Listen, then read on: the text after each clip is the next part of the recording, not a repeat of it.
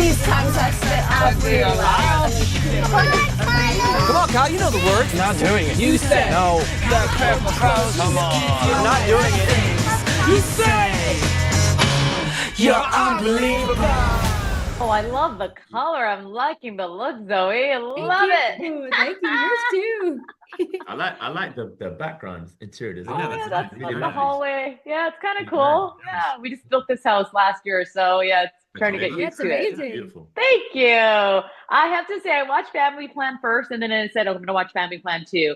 And I love the way your characters grow and they become their own person and they get their own voices. Can you relate to your characters in any ways? Or similarities for you, Zoe and Dan? Honestly, I feel like personally I'm pretty different from Nina in terms of like just how we act in general. Clearly we are very, very different people, which makes my job more fun. But I think it was really, really fun to get to revisit a character because it's not that often that you get the opportunity to do that. And I was 20 when we filmed the first movie, and I'm about to turn 24. So I've also grown and changed a lot, like in my actual life. So we getting to bring that into the character as well. It was really cool. Yeah, I'm kind of the same way. Like Kyle has had a very natural progression into his like coming of age. You know, he's 18 now. He's butting heads with his dad, and so like I have, as a person, have come out of my shell a lot since filming the first one. The first one I was like, this was like the biggest thing I'd ever done. You know, I was 19 years old, so I was still trying to figure out how to navigate it. And now I'm like, you know, I've had the help of Zoe and Mark and Michelle and Reda. And so like people have very much helped me learn how to speak and be a person. So yeah, for sure. I love it. And then Reda comes into the picture as the boyfriend. Listen, I got teenagers, so I got questions for you guys because I think one of my daughters is trying to date now. So I'm curious, how did you introduce your partner to your parents? Because I'm sweating, guys. I don't know what I'm going to do when that kid walks through the door. I'm not sure if I'm going to throw him out. I don't know. So give me some advice here, guys. What do I do? Don't choke him out. Yeah, don't do that. Okay. Yeah.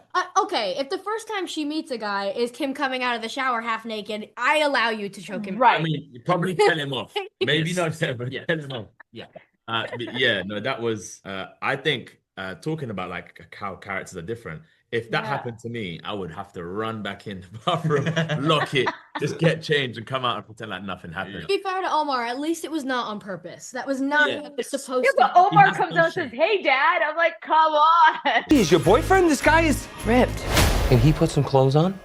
Yes, Daddy. He just call me daddy? He takes it one step too far. Yeah.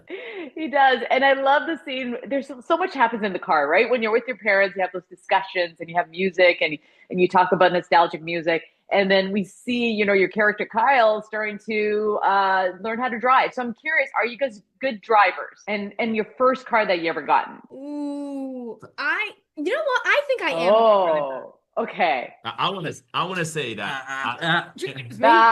Hold on. That's true. Actually, you know what? I've never been in the car with you driving. See? She says I'm a terrible driver. I think I'm a good driver. But hold on. You haven't learned to drive stick. Here we learn how to drive stick. I don't know how to drive stick in real life. I have a lot of friends who do. I have a lot of friends who are really into cars, and so I've driven their cars, but I'm also afraid to burn out their clutch, so I don't go on the street. But I think I'm a good driver. Good. I think I am. Yeah. But my mom is terrified of the car, and she's Zip around. because I grew up driving in LA. Okay. That's how you have to do it. Okay. You have to do it there. Yeah. You're right, Reda. Stick is the way to go. How about My you? first car that I got was a like an old Volkswagen Beetle that could barely get up past like 65 miles an hour. So I couldn't really be that bad of a driver in a car that was like a half broken go-kart. I know my first car was a stick, an 87 Honda Prelude that had no power steering on it. So you got to learn how to drive. And Mark, you know, we love working with Mark. Mark is an absolutely amazing guy. I've talked to him over 10 years and there's something really special about him. I'm curious to know, did you guys get a chance to work out with him this time around? Yeah, I did a leg day session with him at 6 a.m. in Paris, which was mad because we were doing night shoots. I think I wrapped at about maybe 3. So I went to go sleep for 2 hours and then I trained with him. And for context, I was fasting as well. Oh, wow. It was crazy. We were doing like leg day, and I thought he had a PT, but he trains. He is the PT. Yeah, he is the PT. He was training me. He's like, you need to do this for that. I was like, yeah, you're right. Yeah, I do feel it. Your form is wrong. I'm like, oh, okay. So yeah, my legs were like finished after that session. He really does live what he says on social media. He really does. I'm getting the rap, but I did a dad joke with everybody, and I just want to do a dad joke with you guys and tell me if this is funny because I think it's funny. Okay, ready?